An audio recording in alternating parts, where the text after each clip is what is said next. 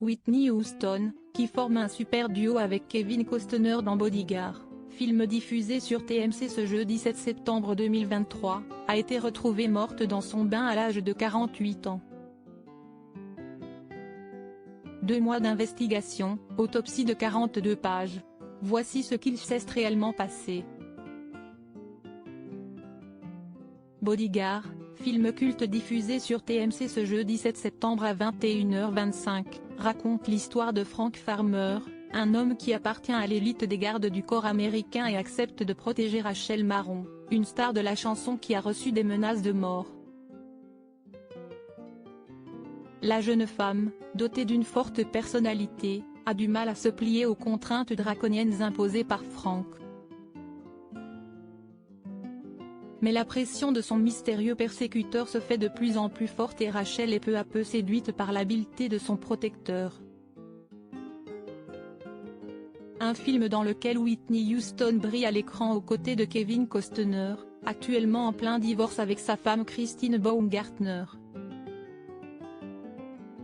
L'occasion de s'intéresser à la chanteuse, et plus précisément aux détails concernant sa mort survenue le 11 février 2012.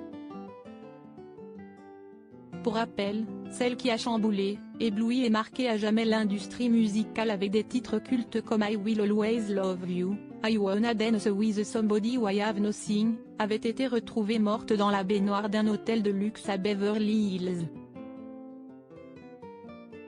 Dans la foulée, la police de Beverly Hills ouvrait une enquête afin de déterminer les causes exactes de sa mort. 2 mois d'investigation, une autopsie et 42 pages de rapport plus tard, les autorités rendent enfin leur verdict. Ils concluent que sa mort est accidentelle, écrivent nos confrères de Marie-Claire.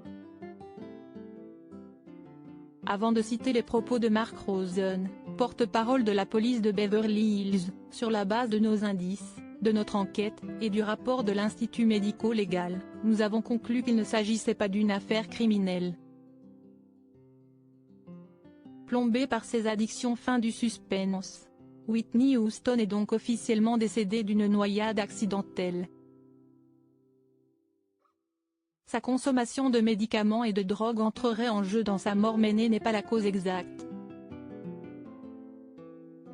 Pour rappel, la star n'a cessé de lutter contre ses addictions à la drogue et à l'alcool au cours de sa vie. Elle serait entrée dans cette sombre spirale sous l'influence de son ex-mari, Bobby Brown. Enfin, pour revenir et conclure sur sa mort, celle-ci était une onde de choc planétaire. Whitney Houston était notamment attendue le lendemain du drame pour monter sur la scène des Grammy Awards. À l'annonce de son décès, toute la cérémonie avait été réorganisée en urgence pour faire honneur à cette légende de la chanson. Elle avait également reçu une pluie d'hommages dans le monde entier.